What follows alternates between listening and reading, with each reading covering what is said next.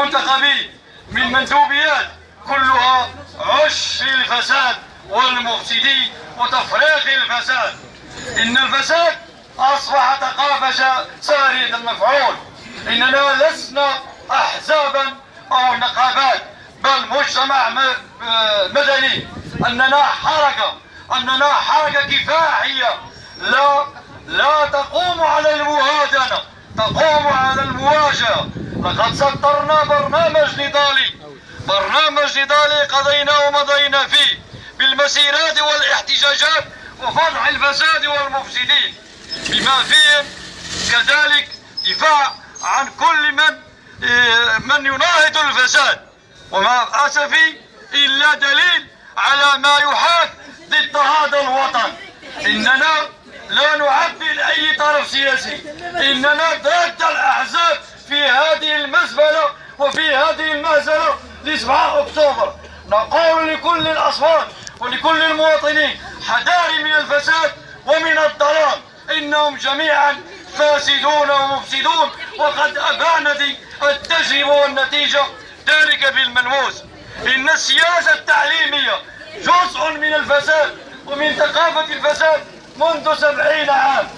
ذلك ما أصبح تفرق من معطلين ومن مجرمين بين قوسين ومن غيرهم من الشمال ومن كذلك العطالة ومن العديد ممن يراوحون المكان بدون هدف وبدون شغل.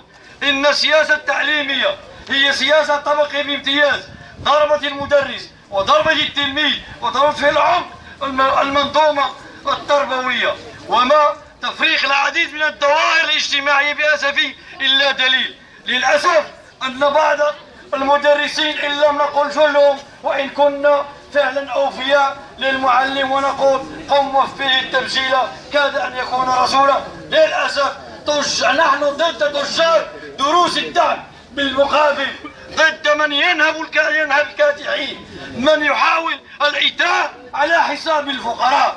كذلك هذا المكان الإداري هو عش للفساد. نحن نعلم جميع المصالح بداخلها ماذا يحاك هنا ضدا عن قرارات الجماهير، سواء في مصلحة البناء، سواء في مصلحة التربوية، سواء في التخطيط، سواء في محاربة الأمية وغيرها. إنهم فاسدون بالجملة. هذا لا يعني أن هناك شرفاء أشخاص قد يؤدوا ضريبة مواقفهم النبيلة. نحن نقول مع هؤلاء الشرفاء. إننا هنا قادمون. لقد سطرنا برنامجا نضالي في حوالي 13 وقفة ومسيرة خلال العام، بمعدل وقفة احتجاجية كل شهر، كذلك وقفة أمام منازل وبيوت المفسدين. سنعقدهم أمام أبنائهم وأمام ذويهم. هؤلاء هم فاسدون وهم ينتجون الفساد وعلى حساب الكادحين والمقهورين. نحن صوت الفقراء والكادحين بامتياز. إننا اخترنا هذا الاختيار ليس باليوم وبالأمس، بل تاريخنا يحكم والأعداء والخصوم يعلمون ذلك. يا شباب آسفي، يا نساء آسفي، يا شرفاء آسفي، التحقوا بالتنسيقية. إن خيار الكفاح والنضال خيار لا مفر منه. إننا لا نخاف من أي شخص كيفما كان في الأرض. إننا نخشى من السماء ومن القانون فقط. إننا نعلم ما نفعل. إننا أمامنا كل الأشكال النضالية لفضح المفسدين والفاسدين وللمطالبة بمحاكمتهم، ونحن قادمون. وتحية لكم عالية.